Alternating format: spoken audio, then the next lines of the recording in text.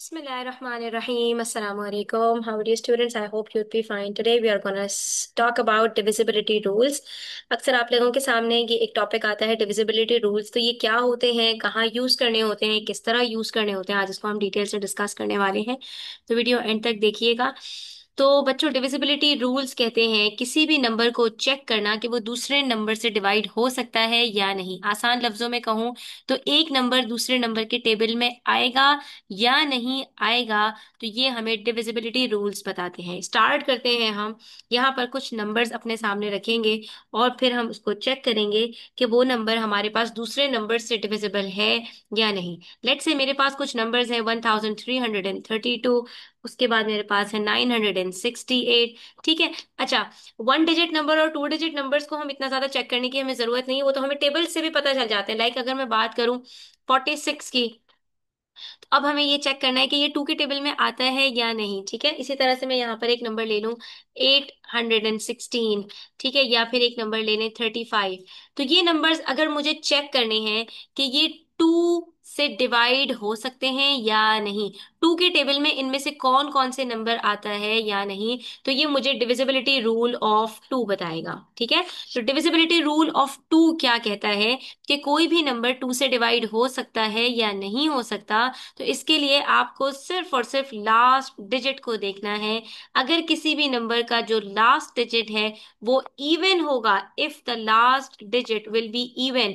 Even numbers क्या होते हैं, सबसे पहले इसको ये समझ लेते हैं कि वो नंबर्स जो हमारे पास टू से डिवाइड हो सकते हैं कौन कौन से हैं। वो 2, 4, 6, 8 और 0।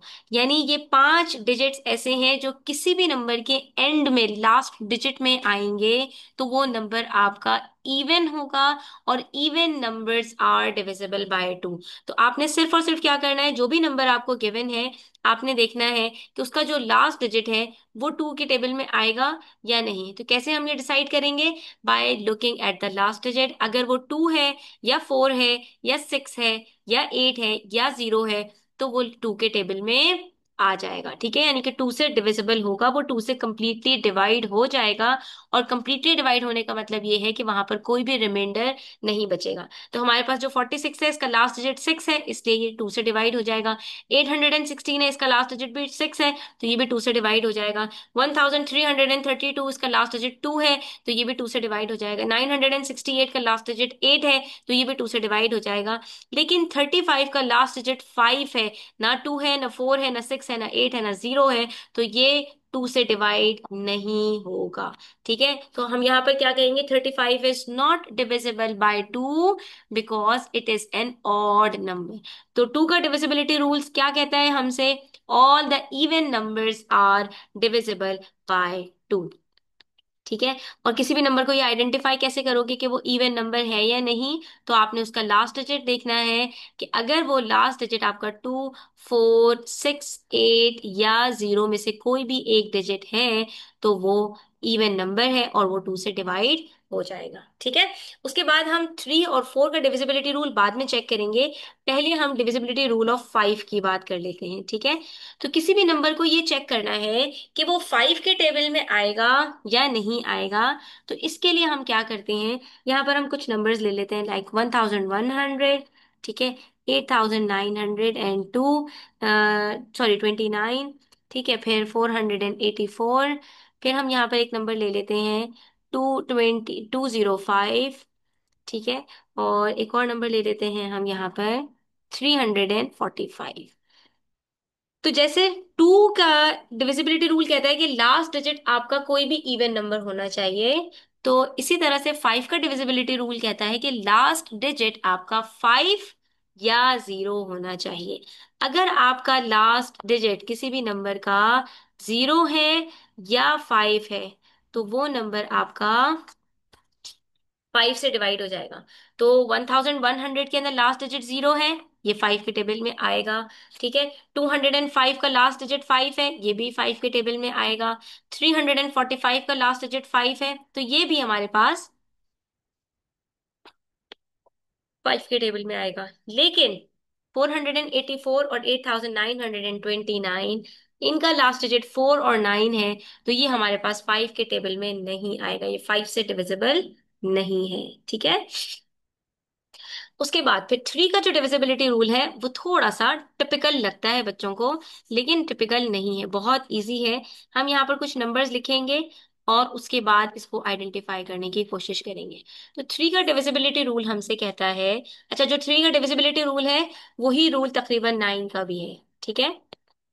इसके लिए हमने क्या करना है, इसके लिए हमने सम ऑफ डिजिट्स को देखना है। ये बहुत इंपॉर्टेंट बात है। यानी कोई भी नंबर हमारे पास है, लेट से मेरे पास एक नंबर है 213। ठीक है। एक नंबर है मेरे पास 1104। एक नंबर है मेरे पास 6322। ठीक है। तो ये नंबर्स है मेरे पास और मुझे चेक करना है कि इनमें से कौन सा नंबर थ्री के टेबल में आएगा या नहीं, और इनमें से कौन सा टेबल नाइन के टेबल में आएगा या नहीं। ठीक है। तो हम यहाँ पर एक और नंबर ले लेते हैं, लेट सपोज 5049। ठीक है। या 5040,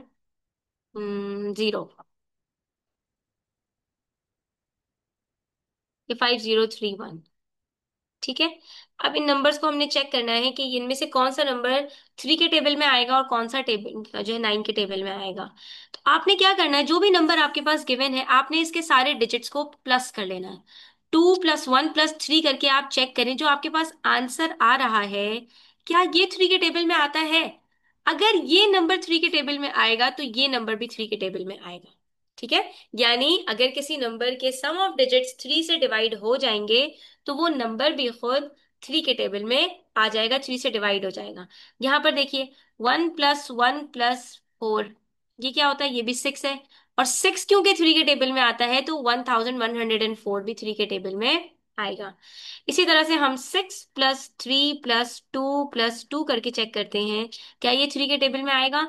तो 6 + 3 9, 9 + 4 = 13। 13 जब थ्री के टेबल में नहीं आता तो यहां पर हमारे पास ये नंबर भी थ्री के टेबल में नहीं आएगा।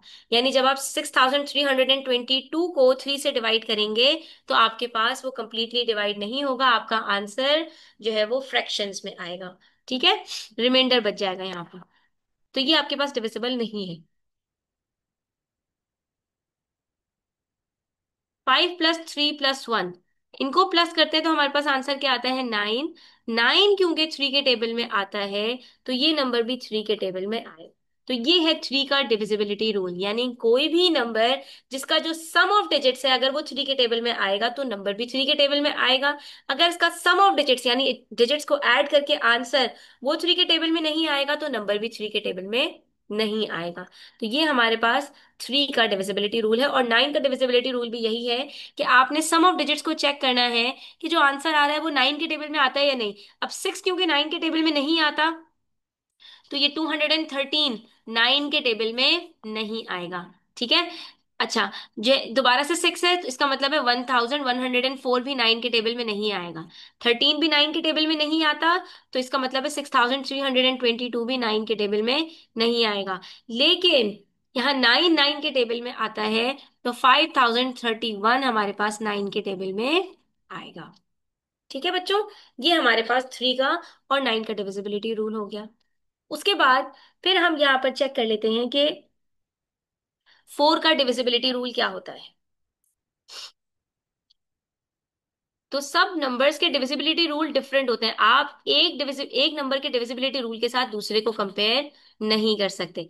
तो 4 और 8 इन दोनों का डिविजिबिलिटी रूल भी एक जैसा होता है, जैसे कि 3 और 9 का एक जैसा होता है, जैसे कि 2 और 5 का तकरीबन एक जैसा होता है। इसी तरह से 4 और 8 का भी एक जैसा होता है। आप कहेंगे 2 और 5 का कैसे एक जैसा होता है, तो 2 और 5 दोनों में हमने सिर्फ और सिर्फ लास्ट डिजिट को देखना होता है कि अगर लास्ट डिजिट टू के टेबल में आएगा तो पूरा नंबर टू के टेबल में आएगा, अगर लास्ट डिजिट 0 या 5 होगा तो नंबर पूरा 5 से डिविजिबल होगा। इसी तरह से 3 और 9 का डिविजिबिलिटी रूल एक जैसा है।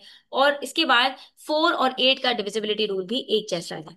फोर का डिविजिबिलिटी रूल हमसे कहता है कि आपने क्या करना है कि आपने लास्ट के दो डिजिट्स चेक करने हैं। लाइक यहाँ पर मेरे पास कुछ नंबर है 1332। ठीक है। इसी तरह से मेरे पास एक नंबर है 484। ठीक है। फिर मेरे पास एक नंबर है 5625। ठीक है। फिर 3102। ठीक है, मैंने थोड़े बड़े बड़े नंबर लिए हैं।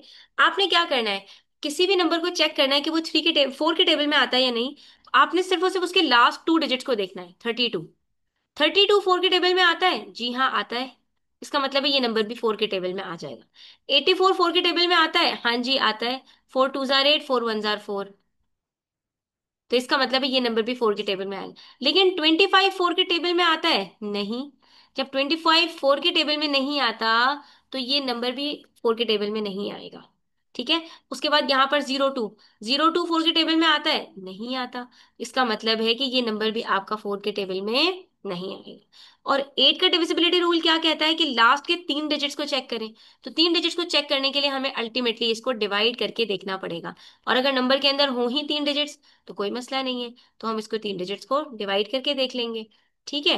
तो यहाँ पर यही रूल है। बस सिर्फ 4 के अंदर लास्ट के 2 डिजिट्स को देखना होता है, और 8 में लास्ट के 3 डिजिट्स को देखना होता है। तो हम क्या करेंगे, यहाँ पर डिवाइड करके चेक कर लेंगे।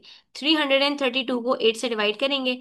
8 4 32, बच गया 1 2 12, 8 1 8, रिमाइंडर बच रहा है। तो इसका मतलब है कि ये 8 से डिवाइड नहीं हो सकता। ठीक है। 484, इसको भी डिवाइड करके देखते हैं। ये तो है ही 3 डिजिट नंबर। तो 8 6 48। फिर से यहाँ पर हमारे पास जो है वो 4 रिमाइंडर बच रहा है। तो ये भी हमारे पास 8 से डिविजिबल नहीं है। फिर उसके बाद है हमारे पास अगला नंबर। तो यहाँ पर बच्चों एक बात आपको बता देती हूँ कि कोई भी odd number, no odd number is divisible by any even number. कोई भी ऑड नंबर किसी भी इवन नंबर के टेबल में नहीं आता। ठीक है। तो कोई भी अगर ऑड नंबर आपके सामने आ जाए, तो उसको देखते ही आप बता देंगे ना ये 2 के टेबल में आएगा, ना 4 के टेबल में, ना 6 के टेबल में, ना 8 के टेबल में, ना 10 के टेबल में। किसी भी इवन नंबर के टेबल में कोई ऑड नंबर कभी नहीं आ सकता। इसके लिए बेस्ट एग्जाम्पल आपको दे रही हूँ। आप यहाँ पर 2 का टेबल लिखें, आप 4 का टेबल लिखें, 6 का टेबल लिखें, 8 का टेबल लिखें। आप यहाँ पर टेबल के अंदर देखेंगे जितने भी नंबर्स आ रहे हैं, इन सब नंबर्स के टेबल में वो सारे के सारे इवन नंबर्स होंगे। क्यों? क्योंकि चाहे आप इवन नंबर को इवन नंबर से मल्टीप्लाई करो, और चाहे आप इवन नंबर को ऑड नंबर से मल्टीप्लाई करो, आंसर हमेशा इवन आता है। ये मैथ्स के कुछ रूल्स हैं जो आपके फिंगर टिप्स पर होने चाहिए। तो इसको हमें चेक करने की जरूरत ही नहीं है कि हम 625 को 8 से डिवाइड करें। हम देखते ही बता सकते हैं कि ये 8 के टेबल में नहीं आएगा। लेकिन 102 को हम यहाँ पर चेक करेंगे क्योंकि ये एक इवन नंबर है, और देखेंगे 102 8 के टेबल में आता है या नहीं। तो 8 1 8, 22, और 8 3 24 होता है 8 के टेबल में। 22 नहीं आता, तो इसलिए 3102 भी 8 के टेबल में नहीं आता। तो ये जो चार हमने नंबर्स लिखे थे, इनमें से कोई सा भी नंबर ऐसा नहीं है जो कि हमारे पास 8 के टेबल में आता हो। ठीक है। हाँ, यहाँ पर एक नंबर मैं आपको लेके दिखाती हूँ कि जैसे हमारे पास है 1456। इसको चेक करना है हमें कि 8 के टेबल में आता है या नहीं। तो 456 को हम 8 से डिवाइड करते हैं। 8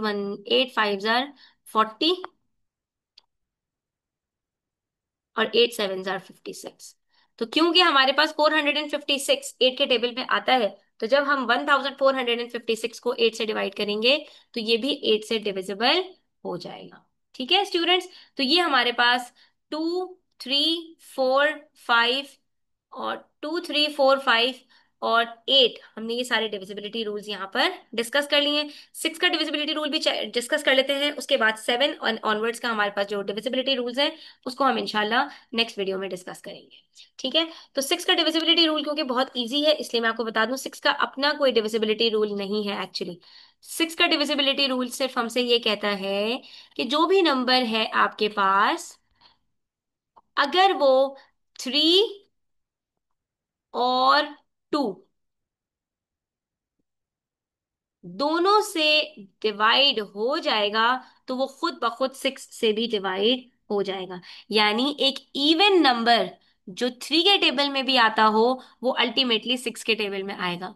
और एक ऑड नंबर जो थ्री के टेबल में आता हो वो सिक्स के टेबल में नहीं आएगा, क्योंकि ऑड नंबर्स टू के टेबल में नहीं आते, तो वो सिक्स के टेबल में भी नहीं आएंगे। और वो इवन नंबर्स जो थ्री के टेबल में आते हैं वो सिक्स के टेबल में आएंगे, लेकिन वो इवन नंबर्स जो थ्री के टेबल में नहीं आते वो सिक्स के टेबल में नहीं आएंगे।